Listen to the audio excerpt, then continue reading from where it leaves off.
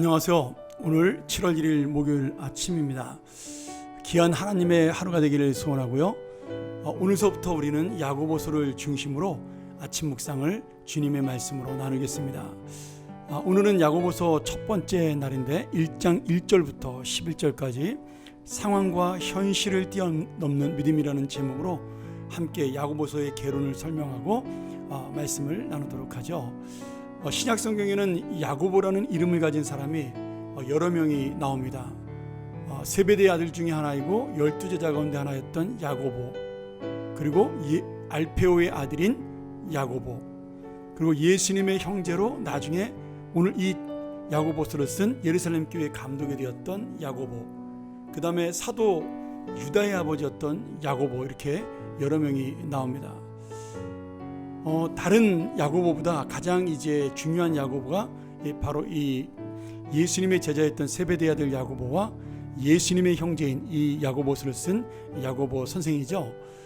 세베대의 아들이었던 야고보는 사도행전 12장 2절에 보면 초대교회 당시 유대인의 핍박을 받아 일찍 순교를 당합니다. 그래서 큰 기록이 나타나지 않고 오늘 이 예수님의 동생이었던 야고보가 예루살렘 교회 지도자로 인정을 받으면서 예수님 승천 후에 이 기록된 야고보서의 말씀을 가지고 많은 그리스도인들에게 영향을 미친 것으로 볼 수가 있습니다.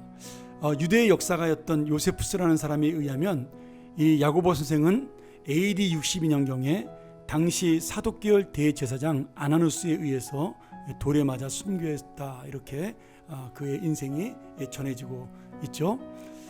자, 그러면 왜 야고보 선생이 이 야고보서를 썼을까요? 이제 그게 중요한 문제죠.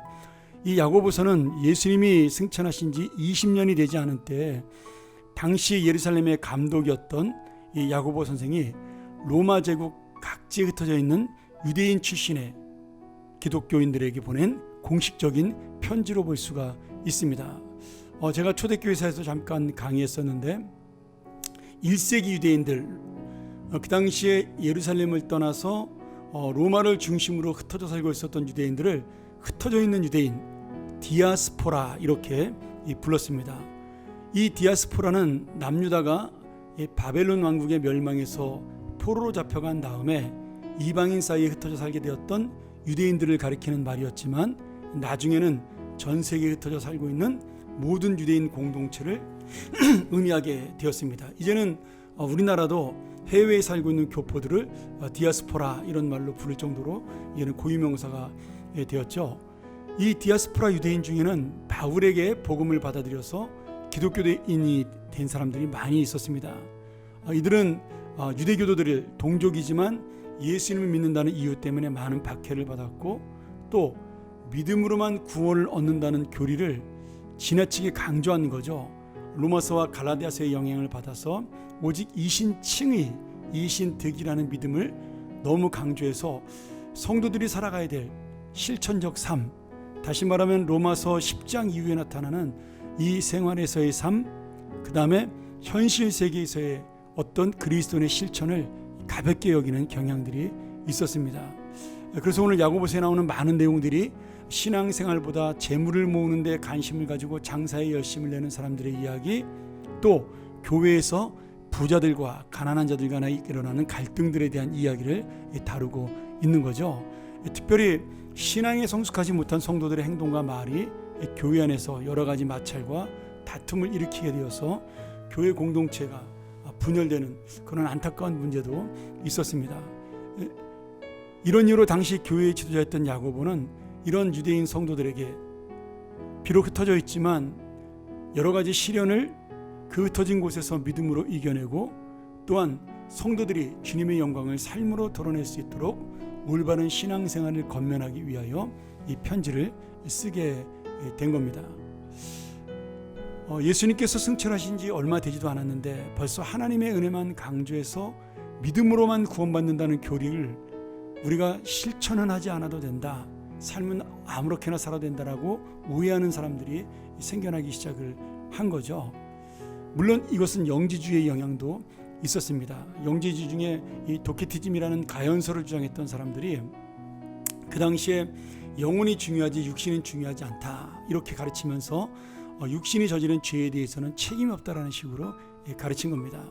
흡사 요새 나오는 구원론, 구원파 이단과 비슷합니다. 구원파 이단은 한번 구원받은 사람은 그 다음부터 짓는 죄는 아무런 문제가 없다라고 가르치는 것과 같은 거죠.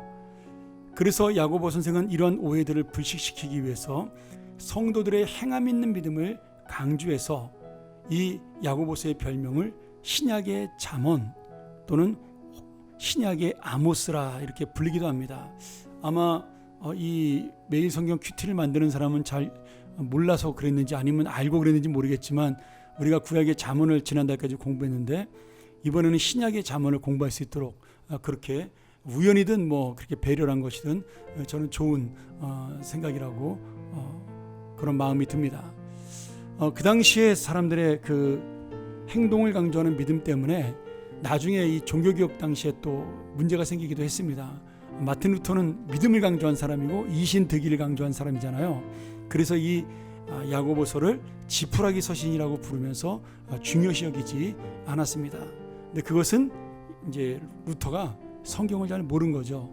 왜냐하면 로마서는 로마 각지에 흩어져 있는 초신자 유대인들에게 예수를 믿지 않았다가 예수를 믿게 된 불신자를 중심으로 한 유대인들에게 쓴 글이니까 그들에게는 믿음이 중요한 것이고, 야고보서는 오랫동안 예수를 믿은 사람들에게 쓴 글이기 때문에 그들에게는 이미 믿음을 가진 사람들이 그 믿음의 삶을 살라고 강조하는 겁니다.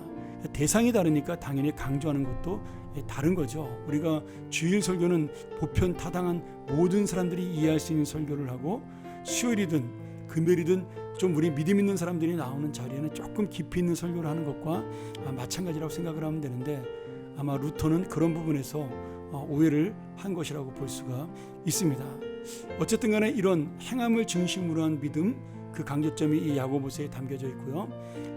당시의 그리스도인들은 크게 세 가지의 고난을 겪었습니다. 첫째는 예수를 믿기에 유대인들에게 박해를 받았고요. 그들은 이 그리스도인들을 이단이라고 생각을 했습니다. 그래서 동족 그리스도인들을 이 유대인들은 공동체에서 추방하거나 핍박을 하게 된 거죠.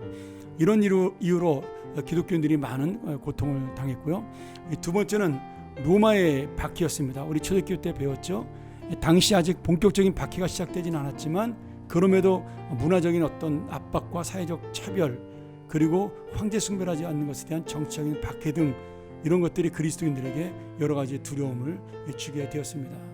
세 번째는 경제적인 어려움이었습니다. 당시에 흉년과 기근이 많았고 이런 상황 속에서 삶 자체가 어려운 고난을 겪었는데, 이 기독교인들 중에 특별히 못 사는 빈약한 낮은 계층의 사람들이 많았고 이들의 삶은 고통스럽고 힘들 수밖에 없었던 거죠. 그래서 야고보 사도는 오늘 1장의 이 말씀을 통해서 이런 시련을 겪고 있던 그리스도인들에게 참된 희망이 무엇인지, 어떻게 어려움을 극복해야 되는지 그런 말씀들을 중심으로 교훈하고 있습니다. 그러기에 2절부터 4절까지 시련의 의미가 무엇이냐, 그것을 말씀해 주면서 이 시련은 우리에게 하나님의 인내를 가르쳐 주기에 우리가 고통으로 끝나는 것이 아니라 기뻐해야 될 하나님의 뜻이다. 이 인내를 통해서 우리는 시련 가운데 온전한 사람이 되고 부족함이 없는 사람으로 성장이 된다. 이런 교훈을 주고 있죠.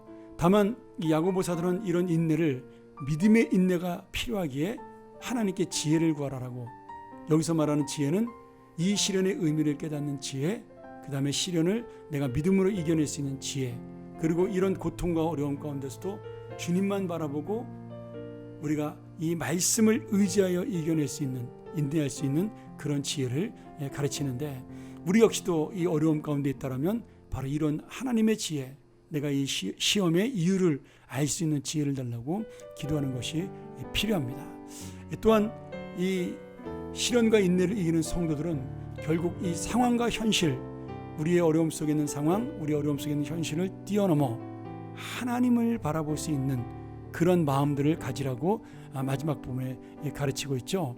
그래서 부자는 겸손하게 재물의 헛됨을 깨닫고 하나님과의 관계를 중요시 여기며 이웃과의 관계를 중요시 여기는 것이 진짜 성공이라고 그렇게 가르치고 있으며, 가난한 자는 이 세상을 바라보며 자신을 낮추거나 비하하지 말고 열등감에 빠지지도 말고 하나님의 눈을 가지고 믿음의 안목으로 바라봐라, 이런 이야기를 우리에게 말씀을 전해주고 있습니다.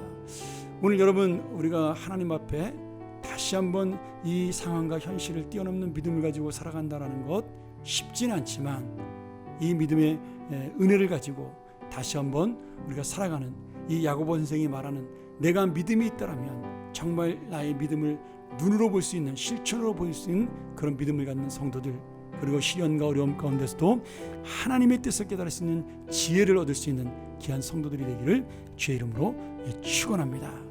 우리 내일은 이 시험과 시련에 대한 더 자세한 이야기를 함께 나누도록 하죠. 함께 기도하겠습니다.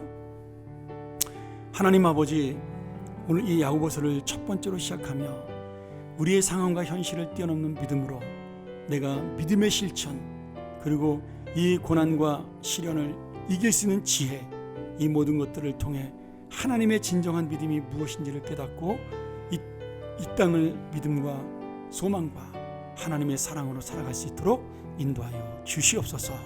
오늘 하루도 바로 이 믿음, 시련과 상황과 현실을 뛰어넘는 믿음이 우리의 인생, 우리의 마음을 사로잡게 하여 주옵소서. 예수님의 이름으로 간절히 축복하며 기도합나이다. 아멘. 우리 오늘 조금 길었지만 한 번 더 묵상하며 주 앞에 나가기를 원합니다. 주님, 내가 오늘도 믿음의 실천을 가지고 지혜를 구하는 기도를 통하여 시련과 시험과 상황과 현실을 뛰어넘는 하늘의 지혜, 하늘의 믿음을 갖게 하여 주옵소서. 함께 묵상하며 나아갑니다.